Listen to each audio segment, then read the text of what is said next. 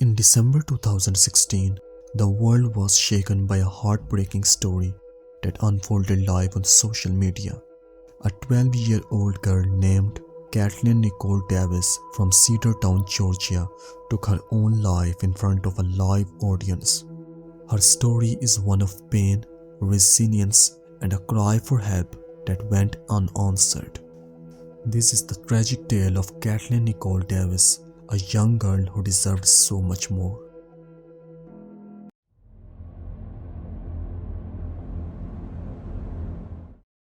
Katelyn Nicole Davis was born on February 17, 2004 in Cedartown, a small town in Georgia. From the outside, she seemed like any other bright, creative child.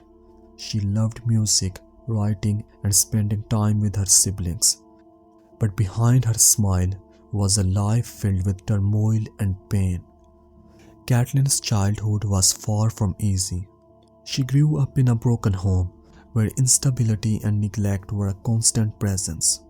Her parents, Tanya and Rodney Davis, had a tumultuous relationship marked by arguments, separations, and reconciliations. Katelyn often found herself caught in the middle, struggling to make sense of the chaos around her. Her mother Tanya struggled with her own demons, including a substance abuse and mental health issues. This left her emotionally unavailable to Katelyn and her siblings. Her father Rodney was often absent, both physically and emotionally. When he was present, his relationship with Katelyn was strained, and she often felt like she couldn't rely on him for support. As Katelyn grew older, the instability in her home life only worsened. Her parents' relationship continued to deteriorate, and the household became a battleground for their unresolved conflicts.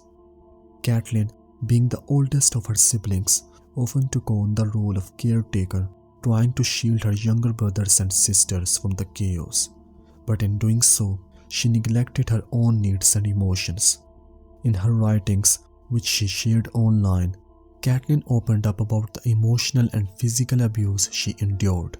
She described feeling unloved, unwanted, and trapped in a cycle of suffering. Her home, which should have been a place of safety and comfort, became a source of fear and despair. Katelyn's struggles extended beyond her family life.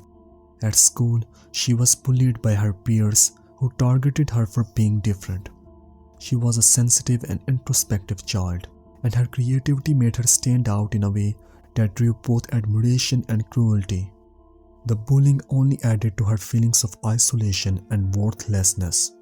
Despite her pain, Katelyn was incredibly articulate and self-aware.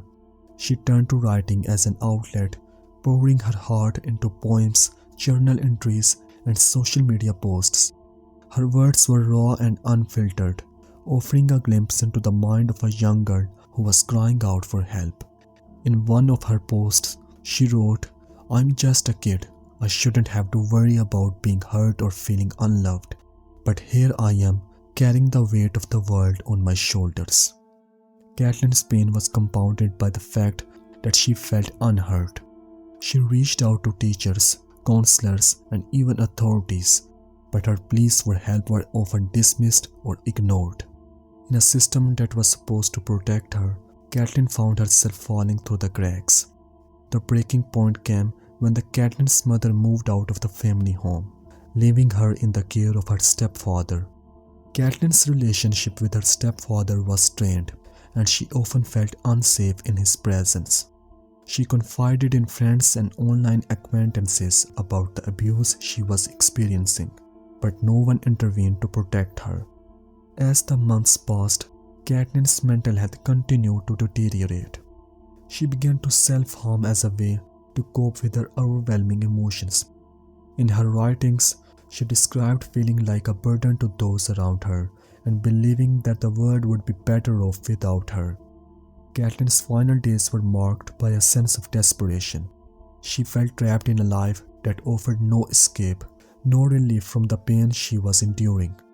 On December 30, 2016, she made the fateful decision to end her suffering, a decision that would shock the world and leave countless people questioning how such a tragedy could happen. On the afternoon of December 30, 2016, Katelyn Nicole Davis went live on a streaming platform, broadcasting her final moments to the world. In the video, Katelyn stood in her backyard, tears streaming down her face as she spoke about the pain she had endured. She said, "I am sorry. I just can't do this anymore. I have tried to be strong, but I am tired. I am so tired." Her words were a heartbreaking reflection of the despair she had been living with for so long. As she spoke, viewers watched in shock and horror, unable to comprehend what was about to happen. Some tried to reach out to her, begging her to stop, while others recorded the video and shared it across social media.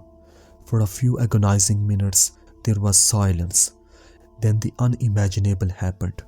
Katelyn took her own life, live on camera, while the world watched. The video spread rapidly, sparking outrage and grief across the internet. People were left wondering how such a tragedy could happen, how a 12-year-old girl could feel so hopeless that she saw no other way out. In the aftermath of Katelyn's death, details began to emerge about the circumstances that had led to her decision. Friends and family members came forward with stories of the abuse and neglect she had endured. They spoke of a system that had failed her, of adults who had turned a blind eye to her suffering. Katelyn's writings, which she had shared online, provided further insight into her state of mind. In one entry, she wrote, "I feel like I am drowning and no one can hear me screaming for help.